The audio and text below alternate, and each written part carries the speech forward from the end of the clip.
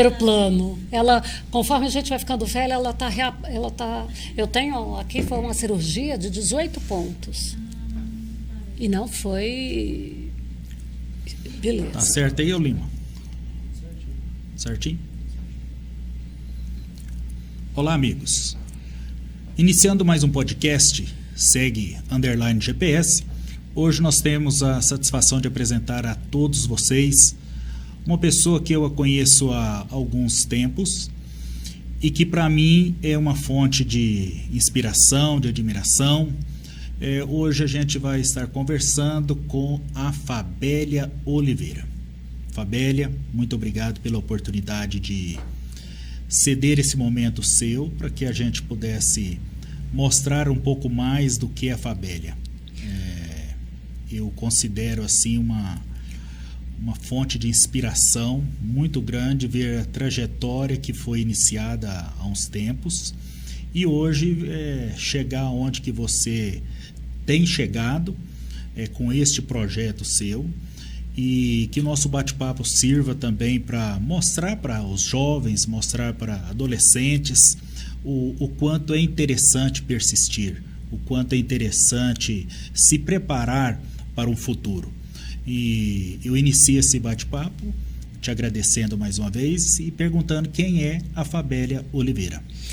Obrigada, Giovânio. É uma honra participar com você, como você disse aí, conhecidos de alguns anos. Você viu, sem querer adicionar anos a você, mas você também acompanhou o nascimento desta jornada. A Fabélia Oliveira nasceu em Jataí, com 1 ano e meio de idade. Foi levada pelos pais, naturalmente, para Rondônia, no momento que não existia o rondoniense, porque todo mundo que estava ali era território ainda? Era território. Então, todo mundo chegava ao território de Rondônia, do território federal de Rondônia. Eu dou graças a Deus por isso. Eu tive ali a oportunidade de relacionar com as 5 regiões do país, porque era o momento em que se formava o estado de Rondônia. Eu costumo dizer que eu tive os melhores professores, porque os professores eram todos ali federais, então não eram nem estaduais, então vinha de vários lugares. Eu tive professores da Paraíba, do Paraná, do Rio de Janeiro, e aquele salário para quem atuava em Rondônia tinha que ter um plus, porque senão não justificava os professores saírem do conforto de onde eles estavam e ir para Rondônia, que o asfalto ia só até Cuiabá. Dali para frente era muito difícil. Inclusive, os búfalos da Força Aérea Brasileira faziam descarga de mudanças em Vilhena, porque havia um incentivo do governo federal. Eu não morava em Vilhena, eu fui para Colorado do Oeste, que é bem pertinho de Vilhena. E havia um incentivo do governo federal para ocupar aquela área, especialmente ali Rondônia e Acre, que integravam o plano de governo. Era integrar para não entregar, porque senão corria o risco de outros países virem e ocupar essas áreas nossas. Eu comprei esses dias, foi o livro que fala da biografia do Marechal Rondon. Do Marechal Rondon. Comecei a folhear, ele é um pouco grande, né? Mas está na minha lista de leituras, porque mostra a coragem que ele teve, né? Praticamente foi a pé. Toda aquela abertura ali, fazendo as linhas. As BRs ali, tudo, elas tinham que ser feitas, vamos falar ali na linguagem que é conhecida dos produtores antigos, tinha que fazer a picada. As picadas. E tem um outro livro, mas esse eu não sei se ele tem comercialização aberta. Eu tive o privilégio de tê-lo, que é um livro da Força Aérea Brasileira, do CAN ao CIVAN. O CAN, Correio Aéreo Nacional, ao CIVAN, que é o Serviço de Integração, não me lembro mais de quê, que mostra esta marcação que a Força Aérea ia fazendo, tipo assim, com telhados, rios, mas telhado assim, tinha uma igrejinha lá no meio do mato. Aquilo lá servia como, se fosse nos dias de hoje, um GPS. Um GPS. E aí, o que aconteceu depois de Rondônia? Bom, lá em Rondônia ainda, a gente fala muito aqui, os jovens hoje não sabem o que querem, eu também ainda não tinha. Eu não tive tempo de pensar o que eu seria. Aconteceu? Aconteceu, literalmente. Com 16 anos, eu fui chamada para um programa para fazer rádio. E eu fui. Aí eu me empolguei, né? Fui. 30 dias eu fui demitida porque era ruim demais. Na sequência, a gente já decidiu, aí meus pais decidiram a vinda para cá, então eu vim para cá com 17. Foram 15 anos. Retornando para Jataí. Retornando para Jataí. Aí eu com muita vontade de ir para o rádio, mas com muita insegurança.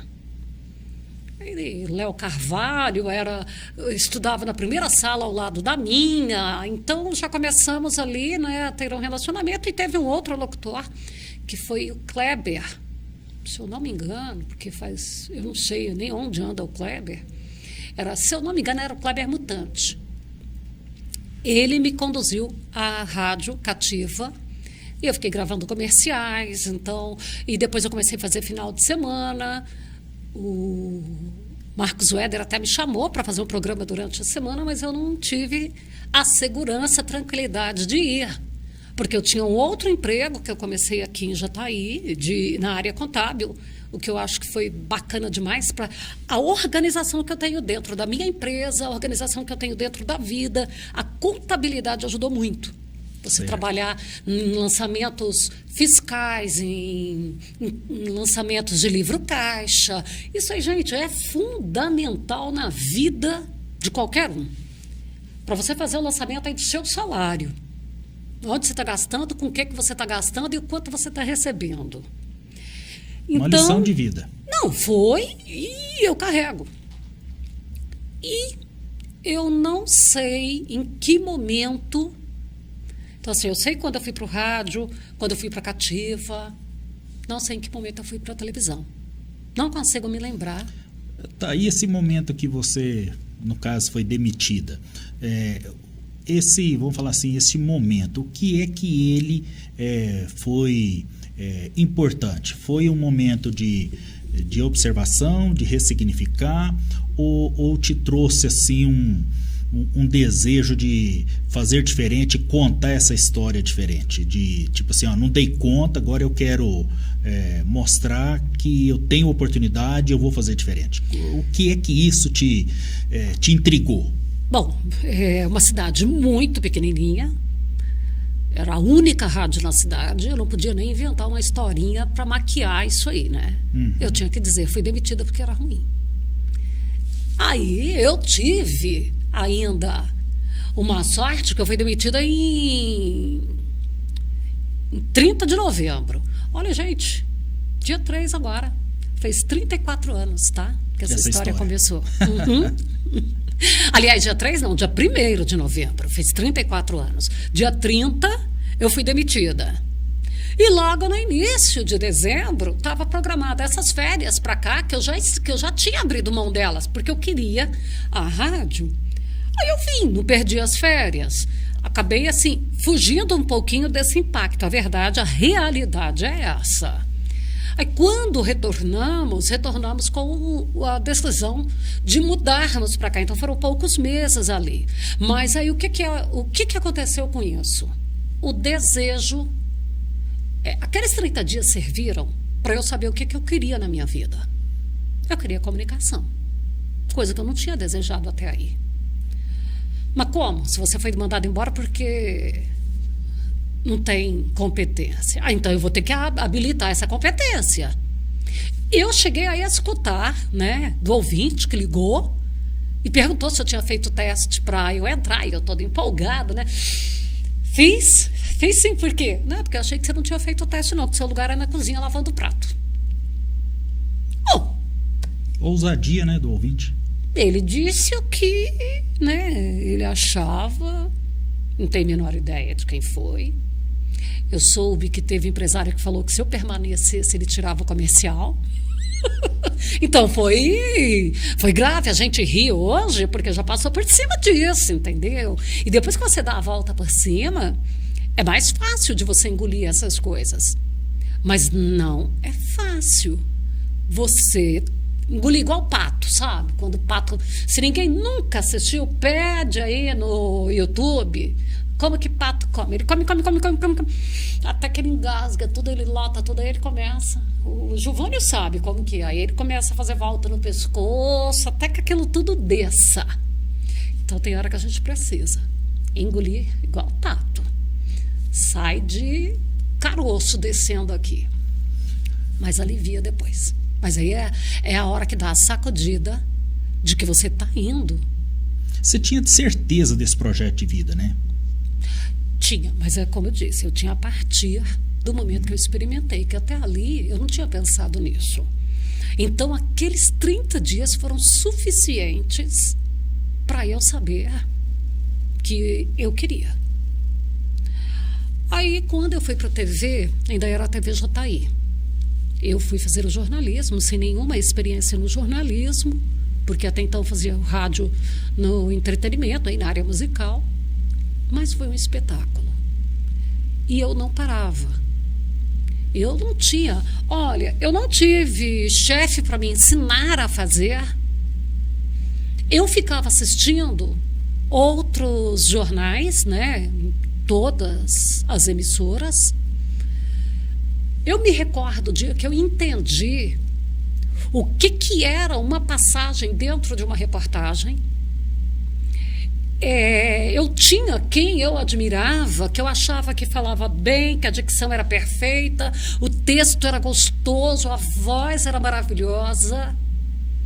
E aí você acompanha mais essa pessoa, mas não é só essa. Para mim, apresentadoras, reportagens...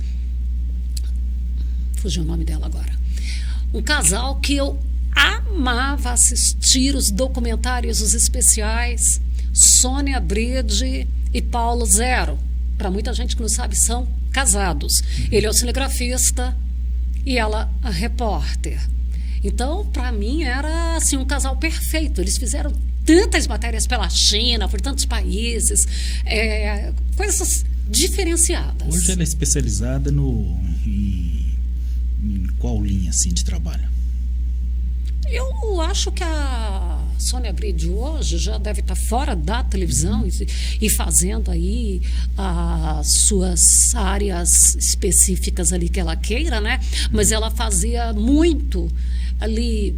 Na China ela fez muito do comércio, do desenvolvimento econômico, daquela população. Então, em uma época, ela era correspondente da Globo na China. Ela morou muito tempo, então ali ela falando mandarim, dominando o mandarim.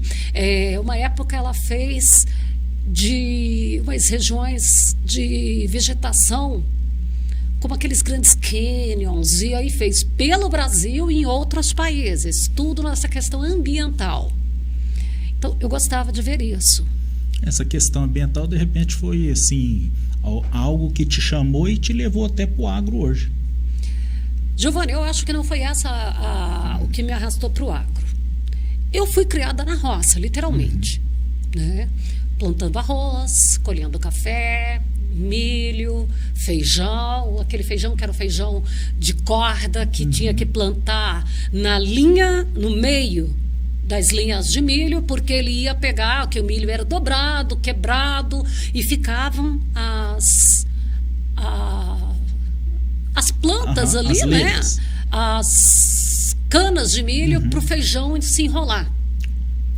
Então, e aí era batido lá no batedor ali, né, que forrava com cambão o arroz.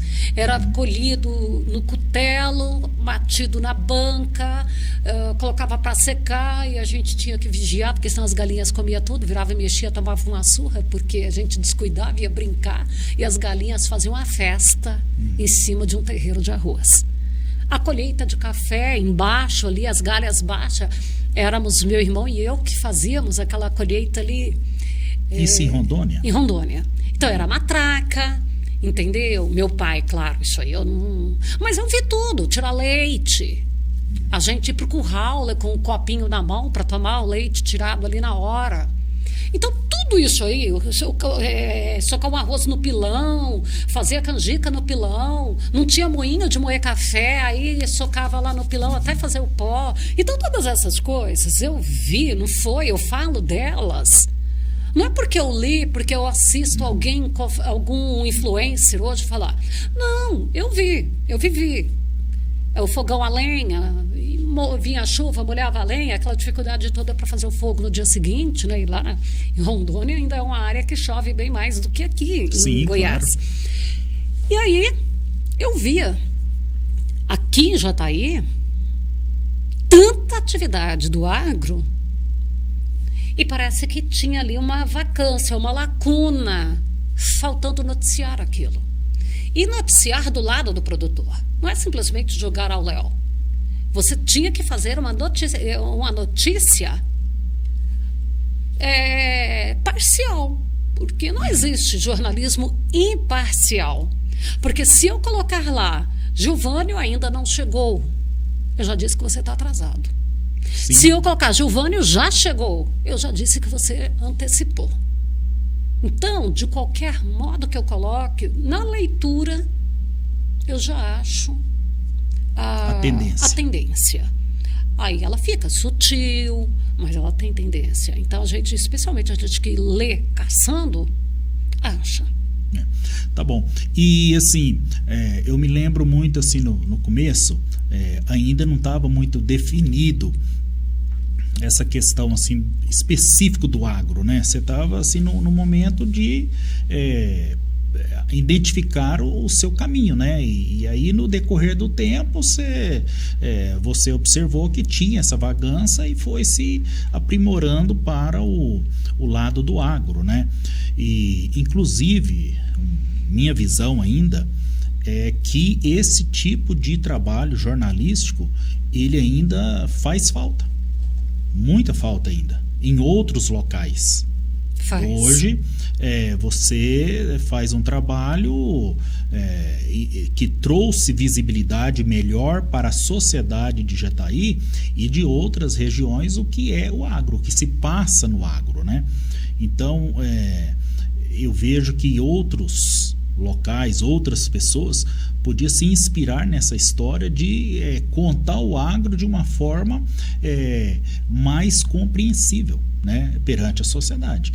E a gente vê que hoje a região e Jataí é privilegiado por ter a Fabélia, ter a TV Sucesso hoje, né?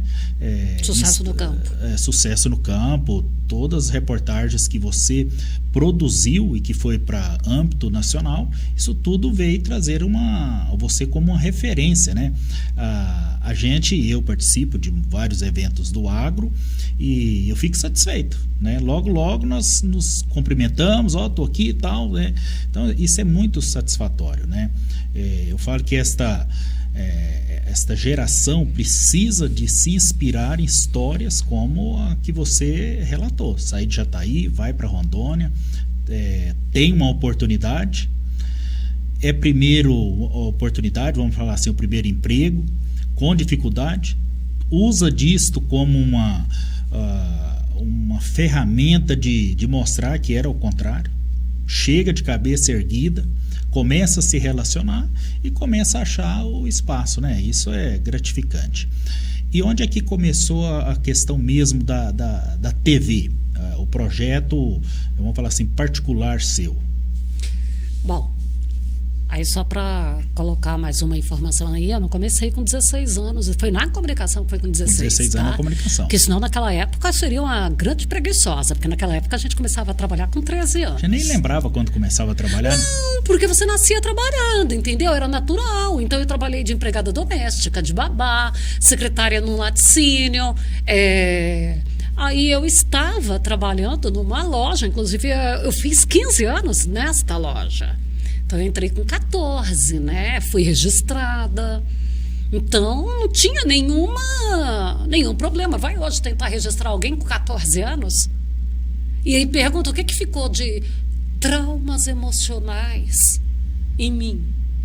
Não, o que ficou foi uma decisão de que para você ter o seu dinheiro você tem que correr atrás.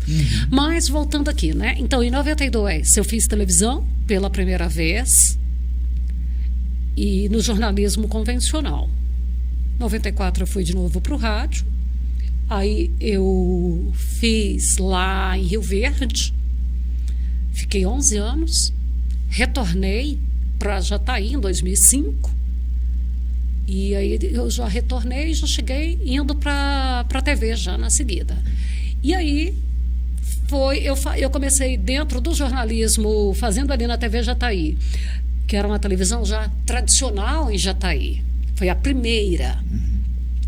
Então, eu fazendo o jornalismo convencional, foi que começou a ideia do jornalismo para o agro, mas eu fiquei duplamente na televisão, que eu fiquei como funcionária empregada no jornalismo convencional e fazendo bico no programa que nasceu Jataí Rural. Sucesso no Campo, na verdade, ele nasceu Jataí Rural.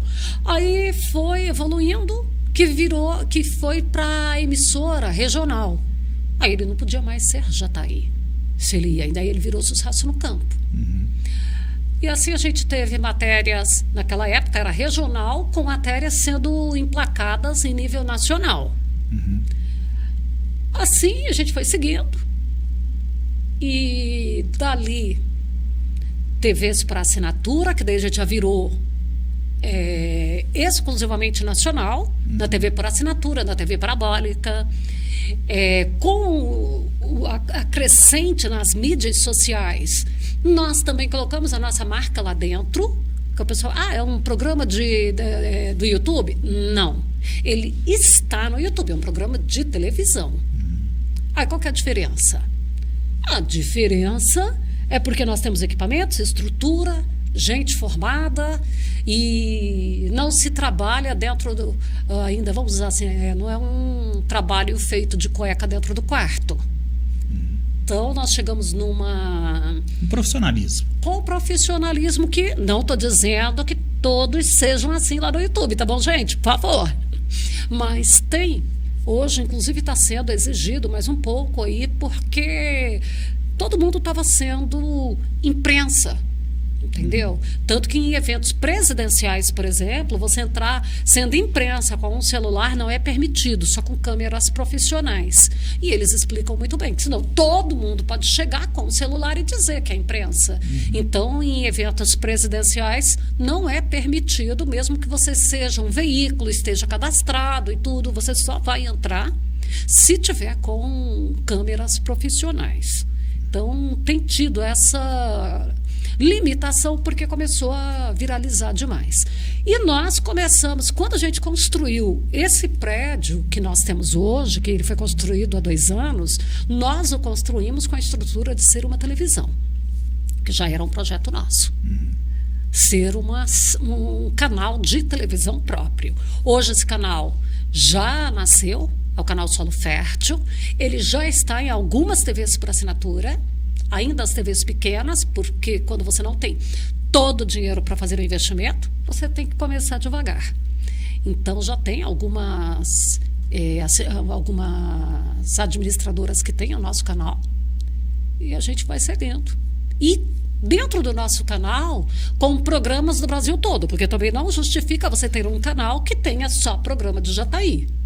Então, nós temos programas que vêm do Pará, programa que vem do Tocantins, de Minas, do Distrito Federal, então, de Embrapa, de vários lugares do país. Aí, quando você falou dessa questão de ganhar esta visibilidade, a Fabélia Oliveira, eu sou muito, muito grata. E hoje nós mantemos um programa local que é para Jataí e para Rio Verde. E por que a gente mantém esse programa? Quem é que você acha que permitiu que nós pudéssemos subir cada degrau? Foram os nossos telespectadores de Jataí. A relação de confiança. Foi. E tem matéria, tem pauta, que não justifica eu colocá-la em nível nacional. Eu vou ali na comunidade de Ponte Pedra fazer uma cobertura, aí vamos dizer assim, é uma cobertura tradicional onde as famílias se reúnem, tem o churrasco e tudo. O que um produtor rural lá do Piauí se interessa por isso? Eu entendo que é pouco. Mas aqui todo mundo se interessa, porque as empresas, revendas, estão lá patrocinando. As famílias querem assistir, ver o que foi que nós filmamos, quem nós entrevistamos. Então isso aí é bacana, isso aí é legal. E olha, esse pessoal é muito bom com o sucesso no campo. E deixa eu até mencionar um episódio, num gesto de homenagem. Teve um dia que o gringo, né, falecido, ele chegou para mim e falou assim: Fabélia, só você se importa com nós, Fabélia. Ninguém nunca veio aqui para ficar mostrando nós aqui, Fabélia. Só você. Então, eu nunca me esqueço do gringo dizer isso para mim, sabe? E quem foi gringo? O gringo, ele era um produtor rural, né? Ele teve uma morte precoce, foi levado por um câncer. Cunhado, né? Não é irmão, cunhado dos Pazinato ali, mas que o amor era quase que de irmão. Eles tinham um relacionamento muito bom, Paulo, Beto, o Hércules, né? Então, ele era marido da Júlia. Então, o gringo foi uma pessoa daqueles que é carinhoso conosco, porque eu vejo esses produtores. O que eu vejo nos produtores? Eles não precisam nada em mim. Eu não tenho dinheiro, eu não tenho venda, eu não tenho nada. Eles me tratam, eles me dão uma honra, sabe? Que eu me sinto cada vez mais responsável em entregar um trabalho bom, porque eles me cobram isso. E eles me cobram como? Me enaltecendo. Aí o que eu tenho que fazer, Gilvânio? Retribuir. Cada dia melhor. Eu vejo assim, é uma forma que, do meu modo de pensar, sempre foi algo novo essa questão de um jornalismo direcionado para o agro. É igual eu falo que nós temos o quê? Muito pouco isso no país. O produtor, ele se sentiu valorizado em mostrar o quão grande ele é, o tamanho que ele carrega, entendeu? Hoje você fala assim, um produtor, ele tem uma sede, ele tem uma fazenda, ele tem uma empresa, né? E eu acho também assim que é a forma que ele encontrou de desmistificar muita coisa que falaram e às vezes falam errado, né? E o outro lado, Fabélia, foi ver a sua garra, esse crescimento, né? Não foi uma questão assim passageira, foi uma questão de persistência, de estar acompanhando esse crescimento do agro. Eu acho que isso que enalteceu, e o produtor hoje tem essa paixão aí por ter você como uma referência de comunicação e mostrando eles, né? Eu enxergo dessa forma. Eu sou muito, como te falei, eu sou muito grata. E essa grandeza do produtor que você menciona é uma grandeza que não é de arrogância. Ele é grande. Sim. Um coração, porque o público não fica sabendo e não tem noção das ações sociais realizadas pelo produtor rural. Pelo agro, né? Pelo agro. Então, são tanto os produtores como as empresas que participam aí, ó. Agora, recente, nós vimos aí que a MST mandou alimento, ajuda. 2.000 toneladas de alimentos. Não, 2 toneladas. 2 toneladas. Não foram 2.000 toneladas, 2 toneladas. Senhores, um caminhão desses aí que fica carregando soja, carrega 40 toneladas. Vai lá, faz uma carga 38, 40 toneladas ali. Cada caminhãozinho que vocês assistem passando. Que são 2 toneladas. 2 toneladas, parece que alguém fez as contas aí, eu não me lembro, falou lá o número de cestas básicas, né? Mais ou menos que seria. Nós temos aqui em Jataí, recentemente, uma empresa do agro, não vou mencionar até porque ela faz tudo com muita discrição, ela entregou 120 cestas básicas. Aí, se você calcular ali, está dando quase as 2 toneladas de alimento.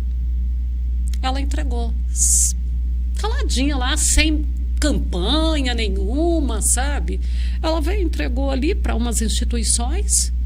Foram 4 instituições, cada uma recebeu 30. Mas isso daí, um exemplo, esse questão de ter anunciado, questão do MST, não parte muito do que a gente conversou, você principalmente, do jornalismo tensionado, de mostrar Sim. esse outro lado. Nós temos hoje, Gilvânio, uma imprensa, um jornalismo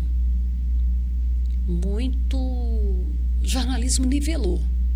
Tá? Porque lá quando eu comecei, o jornalismo tinha um padrão. Ele mudou esse padrão de acordo com que tudo é cíclico, tudo vem de acordo com a moda. Isso é arquitetura. Por que você olha uma casa e fala que ela é antiga? Pelo modelo, né? Você tem uma referência é uma época. referência de arquitetura daquele momento. Uhum. Então, tudo isso a gente vai olhando, né? Você olha uma roupa, nossa, parecendo roupa de véio. Por que você tem essa expressão? Você está discriminando os idosos? Você está fazendo alguma coisa? Não, é porque você está se referindo a uma década tal. Então, tudo isso aí vem, né? E assim o jornalismo, ele também se modificou com o passar do tempo e, infelizmente, ele nivelou por baixo. Porque com esse mimimi todo de eu não posso falar para você que essa camisa não fica bem, porque senão você fica chateado, magoado. Você não pode me dizer que eu não fico bem nessa cor de blusa, porque senão eu vou abrir um processo por danos morais contra você. Então isso tudo aí nada pode ser dito. Ao invés de tudo pode ser, nós estamos vivendo a maior censura desse país. Mas lá na época militar não teve censura como nós estamos tendo hoje. Porque se você falar que o branco é branco, se você falar que o amarelo é amarelo, pardo é pardo, preto é preto, você pode. Se falar que o surdo é surdo, qualquer coisa que você disser, você pode ser processado. Isso é o que, gente? Isso aí é uma censura. Camuflada. Ou descarada, que eu diria mesmo, sabe? Eu não boto nem camuflagem nisso aí, não. Aí o que acontece? Nós temos uma grande mídia que desconhece por completo o agro e fala do agro. O pior ainda que eu acho é o seguinte, né? Ninguém senta na mesa de boteco para ensinar como o dentista deveria trabalhar. Mas senta lá no barzinho e fala do meio ambiente, fala das questões de como o agro deveria produzir.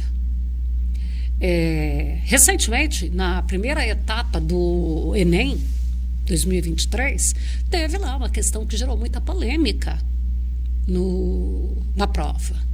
Falando do cerrado, falando de chuva de veneno. Quando alguém fala para mim sobre o veneno do agro, a primeira pergunta que eu faço, o que é veneno para você? A pessoa, com essa pergunta, a pessoa já começa a se enrolar. E eu vou pressionando. Não, eu quero assim, fala pra mim, explica, materializa. Qual que é o seu entendimento sobre isso? Eu quero saber o que é veneno. Aí o máximo que ela consegue é dizer, é o que faz mal. Então açúcar e sal também são. E você come. Refrigerante? Não vou nem entrar nisso aí não. Vamos ficar aqui, açúcar e sal. O sal você tira ali do mar. O açúcar você moe a cana. O refrigerante passou lá por uma indústria. Minha sogra mora no Rio Grande do Norte, eu chego lá, você olha aquelas montanhas branquinhas, não é areia não, é só sal, que está sendo levada para Mossoró, que é onde meu marido nasceu, para passar pelo refino e embalagem. Só isso, refino e embalagem. O açúcar ainda precisa ali, às vezes deixa ele mais branquinho, mas que ele pode ser feito lá na fazenda. para ficar branquinho. Tem só um processozinho lá de Clarificação. decantar ele. Não, é de decantar ele ali, que aí o de baixo fica o branquinho e o de cima fica o demerara.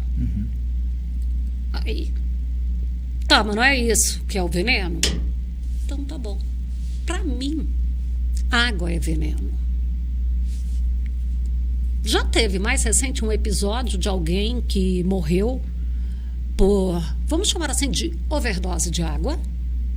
Eu não me lembro, porque o primeiro caso me chamou muita atenção. Foi um episódio que ocorreu em Campo Grande, de uma moça que morreu por overdose de água. Como que ocorreu esse episódio? Ela participava de um concurso de tereré e foi bebendo. Não foi a erva, tá? Porque aí tinha uma erva, né? Não foi a erva, foi a água que inchou as células ao ponto que deu asfixia.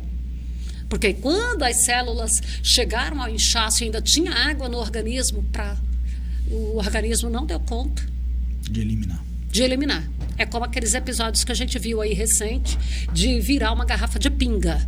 Então morre por overdose de álcool. Entendeu? Então, para mim, a água é veneno. Porque matou essa moça. Teve um outro episódio agora mais recente que eu vi. E se eu cair, eu sei também de muita gente, e se eu cair num rio, numa piscina, eu vou morrer envenenada com água. Porque eu não sei nadar nem da sobrevivência. Entendeu? E tem muita gente que sabia nadar e morreu envenenado com água também, que morreu afogado. Só mudaram o nome de envenenado para afogado. E aí, você acha que o produtor vai se levantar hoje? Hoje eu vou botar veneno na comida dos paulistas. Aí vai lá e envenena a plantação dele, gasta uma grana preta para fazer isso. Aí ele vai vender mais caro porque envenenou a comida? Outra coisa, as pessoas sabem que isso aí tem um tempo de carência que ele aplica ali e que existem metodologias de análise para medir, para ele vender o produto dele lá, para esse produto realmente ser aceito. Outro detalhe, nós temos um código florestal que é o mais rígido do mundo e nós exportamos para mais de 180 países. Com isso, nós temos que acatar a nossa legislação ambiental, sanitária e todo o resto, mais a legislação do país que recebe o nosso produto. Então, se nós mudamos lá para a China, nós temos que estar de acordo com a legislação brasileira, mais a legislação chinesa. Não, mas esse mesmo produto vai também para a Tailândia. Tem que estar de acordo com o da Tailândia. Então, assim, na realidade, nós somos o maior exemplo para o mundo. E aí, o Cerrado, como é que fica nessa história toda? Porque o Cerrado foi destruído. Bom, primeiro, tem vários cerrados, né? E o Alisson Paulinelli falava bem dos cerrados. E certo dia eu o entrevistei, fiquei encantada, né, com a fala que ele colocou ali, que eu perguntei para ele se o produtor rural destruía o meio ambiente, se a gente poderia colocar assim. Ele com aquele jeitinho dele: de jeito nenhum. Olha o que produzia esse cerrado e o que ele produz hoje. Olha o que o homem fez aplicando tecnologias de conservação, correção de solo e dando vida para esse cerrado. Eu acho que eu ainda tenho essa entrevista em algum momento. Olha que luxo.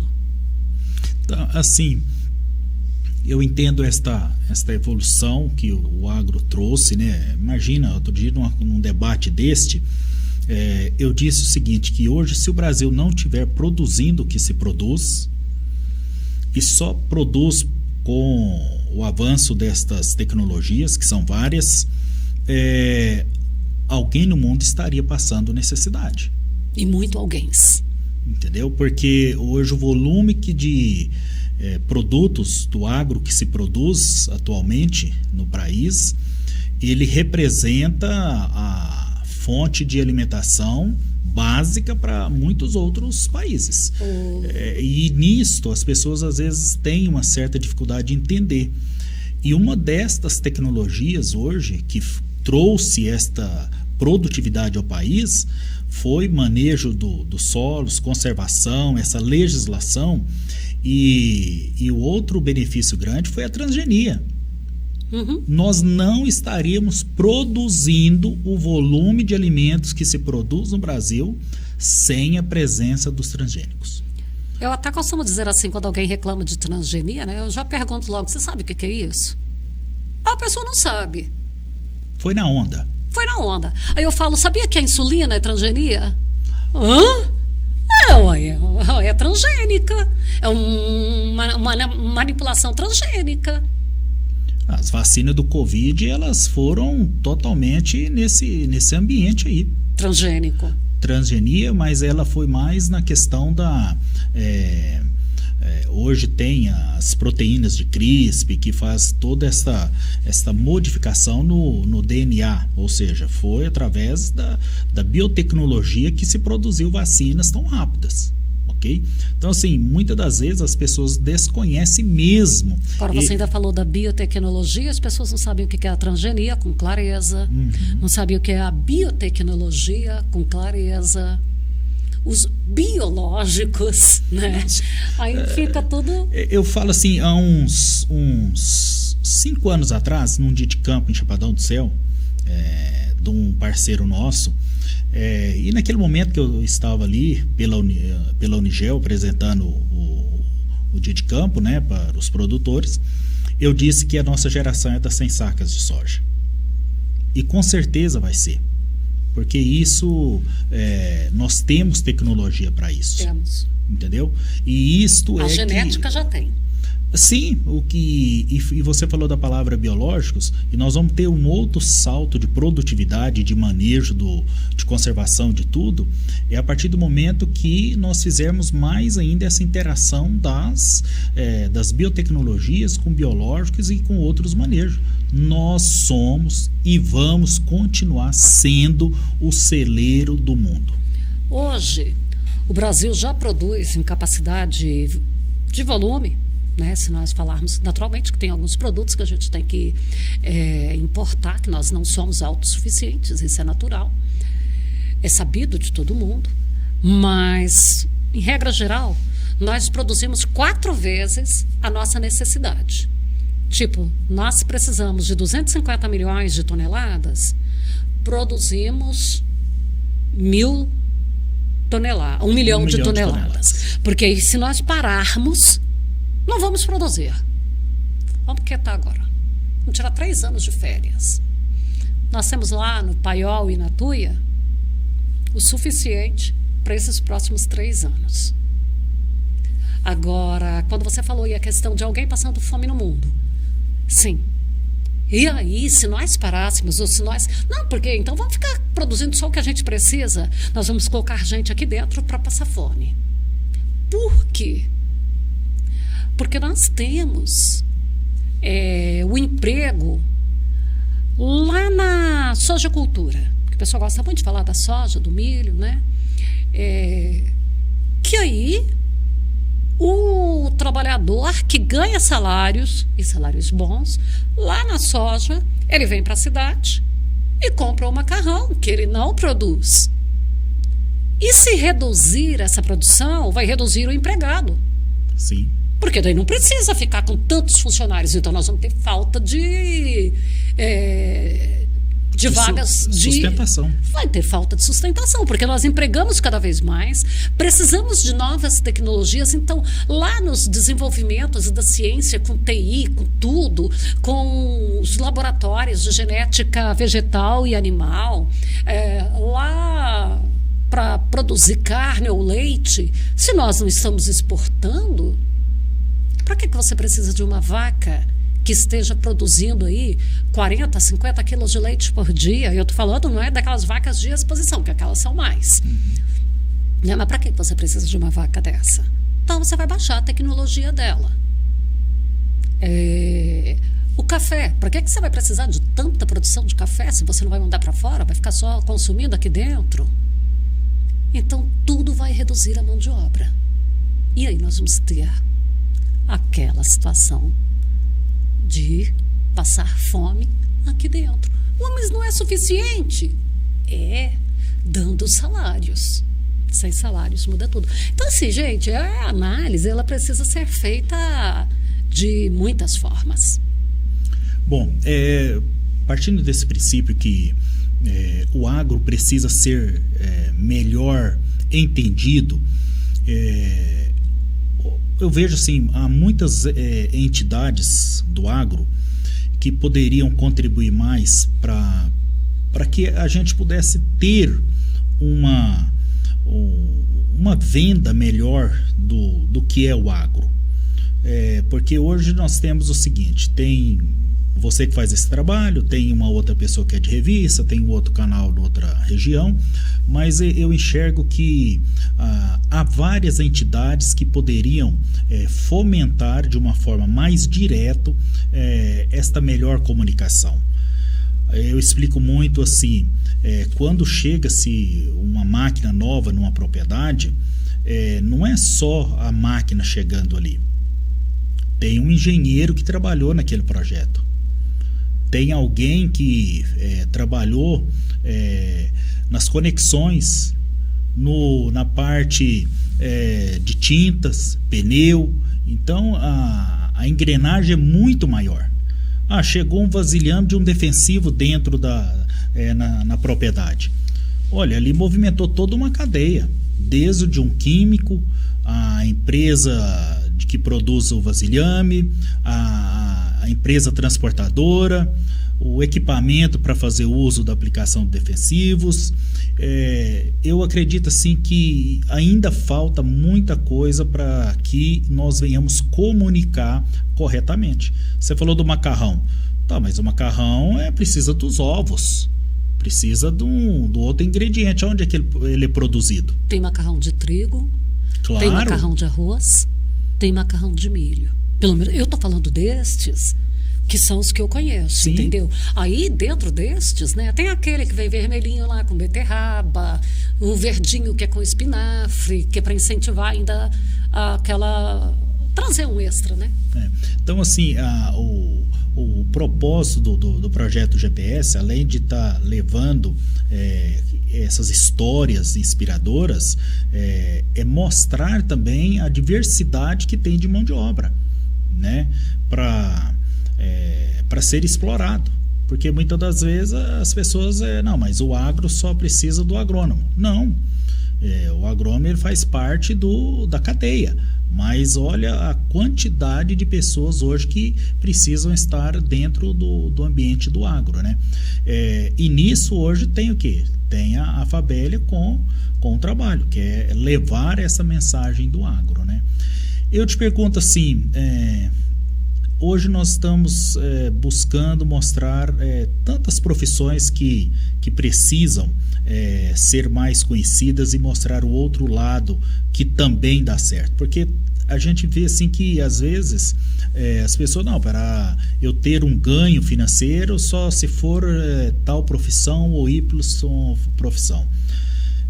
E eu vejo assim nesse exemplo que você vive e tem até hoje, eu sempre falo, é aquilo que se faz com amor.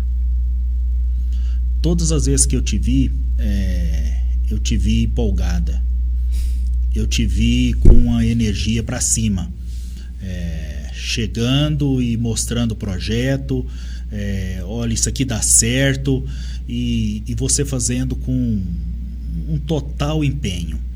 É tanto que você falou do amigo aí que gostou de você ter ido visitá-lo. O que você vê assim que foi assim, o ponto-chave desse profissionalismo seu como jornalista? Foi essa questão da dedicação com amor ou você teve ainda mais outros fatores que te trouxe até aqui? Bom, a pergunta que às vezes a gente não sabe responder porque a gente nunca parou para olhar. O amor, eu não tenho dúvida, porque eu tenho um exemplo em casa que diz que já tem doutorado e diz assim, eu não sei nascer para quê, para que eu nasci para fazer. Eu sei. é para comunicação. E o jornalismo, eu acho ele muito fascinante, porque eu tenho a chance de aprender com o mais iletrado que existir a maior das autoridades. Entendeu? Eu tenho bastidores, conversa, sabe? Como teve certa manhã que eu estive, muita gente que não é do setor não vai entender a carga disso, mas eu estive com Alisson Paulinelli, Francisco Turra e Roberto Rodrigues, numa única manhã. Agora, gente, você ter 3 ex-ministros da Agricultura, um que foi que implantou a tecnologia, de quando a gente importava todo tipo de alimento, o outro equilibrou a balança e o outro trabalhou na exportação. Então, assim, sabe, eu acho muito fascinante você ter essas oportunidades. Um dia eu fui passando na rua, vi um senhor fazendo vassouras. Parei e fiz uma reportagem. Outro dia eu vi um fazendo uma canoa. Parei e fiz uma reportagem.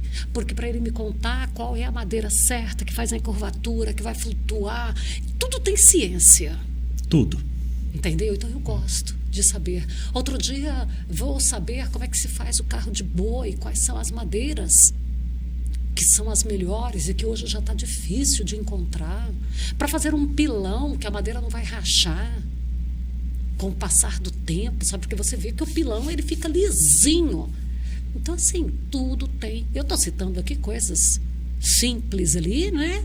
Mas que você esquece de parar para olhar que tem uma ciência por trás, que a ciência que nós falamos não é apenas aquela ciência que está na semente de soja, que ela está lá na genética do leite. Então, tudo isso, sabe, é encantador. Muito bom. Eu tenho, nós estamos partindo para o final do nosso bate-papo, eu tenho mais 3 perguntas bem objetivas com você. O que você deixa de recado para os jovens que estão procurando identificar uma profissão? O que além disso que você falou, o que é que o jornalismo pode trazer para ele? Bom, o jornalismo, eu vou trazer uma resposta mais ou menos do tipo do Olavo de Carvalho. Para você ter uma definição, uma ideia sobre algum tema, você tem que ler 3 autores, não são 3 obras. 3 autores. 3 autores de um lado e 3 autores de outro lado. Aí você tira a sua ideia. Então, no jornalismo, não tem jeito de você ser um bom jornalista se você não estudar todo dia. Só que é ótimo. Se você se dedicar a achar uma área do jornalismo para você trabalhar, vá naquela área, se inspire com outros profissionais, fique de olho se são profissionais que têm capacidade de ser um inspirador para você, tá? Veja tudo que ele fala, que ele comenta, e hoje tem esse acesso às mídias sociais, veja lá as bobeiras que ele dá, tá? Porque, por exemplo, você não vai achar foto minha com cerveja do lado. Eu não bebo, mas eu não gosto de fazer fotografias quando eu vou a algum churrasquinho que no fundo está lá dos amigos, e às vezes, porque nem eu nem o marido bebemos, mas a cerveja sem álcool às vezes vai estar lá, aquela latinha lá. Quem é que sabe que é sem álcool, que vai pensar que eu vou sair dali, pegar um volante e estou embriagada? Então fica muito atento ao que você publica nas suas mídias sociais também. Isso é importante. Então você tem que ter, sim, um caráter. E a partir do momento que você se dedica a alguma atividade pública, mas eu não posso, meu lado é privado. Você nunca mais é privado. Você é do público. E você só vai ter sucesso se você tiver com o público do seu lado. Então, não reclame se por acaso alguém for lá e criticar você. Ele está no direito dele. Muito bem colocado. A segunda pergunta que eu acho que traz um pouquinho de inquietação, é sobre esse momento que a gente vive, de tantas informações, e gostei muito que você falou assim, que não existe jornalismo imparcial. Isso para mim foi um aprendizado hoje. Porque a gente vê sempre as pessoas, políticos, e tudo quanto é lugar, que precisa ser imparcial, precisa ser imparcial. Como que você vê esse momento do jornalismo? E hoje tem tanta gente publicando tanta coisa que eu tenho hora que eu tenho dificuldade de analisar se tem ali um peso de veracidade. Como que você enxerga isso hoje, jornalismo e com essa linha hoje de redes sociais tão rápido? Olha, que hoje, né, chamam lá de fake news e que antigamente era fofoca, é tudo a mesma coisa. Isso aí, quando você toma aquela ansiedade por dar a informação em primeira mão, era aquela fofoqueira que estava no bairro lá, que saía correndo na casa da vizinha e já contava. Entendeu? Ela nem sabia ouvir dizer, eu fiquei sabendo que em frente à casa, perto da casa da minha vizinha, eu sempre peço nome e sobrenome. Me disseram, não vale nada. Todo mundo, ninguém. Para mim não é nome, não é citação de fonte. Não serve, porque dentro do jornalismo sério você tem que ter fonte segura. Não, mas foi o Gilvânio que me falou. O Gilvânio tem capacidade, competência e credibilidade para me dar tal informação? Não sei, né? Então, pronto. Não repasse. Porque você já não tem certeza se o Gilvânio está... Não, Gilvânio, se veio do Gilvânio, é real. Dá tempo? Deixa eu até te contar um episódiozinho que ocorreu no dia 6 de setembro de 2018. No dia 18 de setembro, nós faríamos um evento aqui para a celebração dos nossos 10 anos. E traríamos o doutor Evaristo de Miranda. E o meu marido, Lima, que a gente é sócio, ele falou para mim, vê se o Naban não traz o Bolsonaro aí. Eu falei, não, o Naban não está atendendo minhas ligações. Nem retorna, porque quando o Naban não atendia, ele retornava. Eu falei, mas toda fotografia, todo vídeo do Bolsonaro que aparece, ele está no ombro, então é por isso que não está dando tempo. Quer ver? Botei aqui, botei no Viva Voz. Naban atendeu no segundo toque. Que eu ia provar que o Naban não ia atender. Ele atendeu no segundo toque. Fabíola é minha amiga, depois eu falo com você. Isso hackearam o deputado Jair Bolsonaro lá em Juiz de Fora. Meu Deus, acorde, Naban. E eu mesma desliguei o telefone. Aí eu tinha contratado uma moça para me ajudar no evento. Nossa, será que pode confiar? Falei, esse pode. E ele não estava junto, ele estava em Campo Grande e o Bolsonaro lá em Juiz de Fora. E eu fui para a internet procurar informações. Não tinha. Demorou em cerca de 8 minutos para as informações começarem a chegar. Porque tinha acabado de acontecer. Eu falo que eu fui uma das primeiras pessoas a saber. Aí teve gente que falou assim, por que você não pôs no grupo? Foi porque eu não sabia se ele estava morrendo, se era simples, se era de fato o episódio lá. E eu não sou fofoqueira.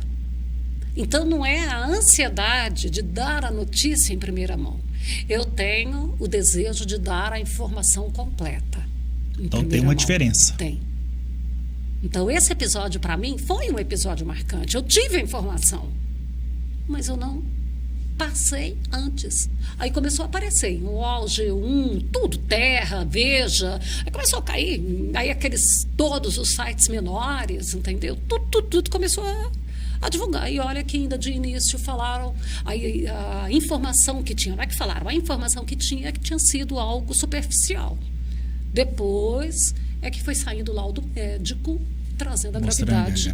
Uhum. Então a gente tem que ter muito cuidado com aquilo que vai passando para frente. Quando alguém chega e fala assim para mim, me falaram que o Gilvânio saiu da Unigel. Quem te falou isso? Foi minha prima que escutou lá no barzinho. Travou. Entrou aqui e saiu de cá. Isso aí não tem armazenamento na minha gaveta. Muito bom. Nós, nesse projeto, a gente procura sempre conhecer as histórias, e a gente conhece as histórias. O objetivo é transmitir isso para aqueles que nos acessam, estão nos acompanhando, mas eu gosto muito de finalizar agradecendo a sua paciência, a sua oportunidade de mostrar tudo aquilo que foi construído no decorrer da sua carreira para chegar até o presente momento. E eu gosto sempre de finalizar dizendo assim, o que é esta frase para você? Eu quero mais. É muito. Eu quero mais conhecimento. Eu quero, com toda a ousadia que Deus me permita e o público também, ser uma referência na comunicação do agro. Eu quero isso aí, sabe? E como? Eu preciso do carinho do público, eu preciso do conhecimento, todo dia. Mas eu não vou parar, não. Estou com 50 anos, vou trabalhar só até os 109, aí depois eu vou curtir até os 123, aí eu começo a negociar ali para Deus retardar a minha partida. Fabélia, muito obrigado. Obrigada a você, obrigada a todos que acompanham. Uma oportunidade muito ousada da gente abrir a nossa vida, né, para mostrar para as pessoas. Mas o objetivo principal é poder inspirar outras pessoas. Eu acredito que isso é o maior legado. Nós temos tantos problemas, somos falhos, mas nós temos que valorizar muito aquilo que também nós sabemos fazer. Saber fazer aquilo que foi nos dado como dom. Poder, no meu caso, criar esse momento de contar estas histórias, relatar um pouco daquilo que eu também vou fazer 50 anos, né? Nesses 25 anos de carreira profissional, já estudante e tudo mais, mostrar aquilo que também pode servir de inspiração e que ocorra a proatividade. Bom, eu agradeço. Aí só finalizando ali para dar o nó. Sucesso no Campo nasceu Lima e eu, só nós dois, não tínhamos nenhum funcionário. Em 2015 nós fomos 2 vezes na televisão para encerrar o projeto, porque a gente teve um mês que nós faturamos R$300 em 2015. Então não tínhamos condição para nada. Mas os momentos que foram assim, sabe, que deixou a gente muito feliz foram muitos. Não dá para enumerar aqui. É o que vale. Esse supera tudo. Muito obrigado. Eu lhe agradeço. Que Deus abençoe. Nós agradecemos a você que tem nos acompanhado. Se este podcast, esta conversa serviu para você, te trouxe um momento assim de reflexão e queira compartilhar, nós sempre somos gratos por estas atitudes. Segue _GPS. Muito obrigado. Chega, né? Conversa demais.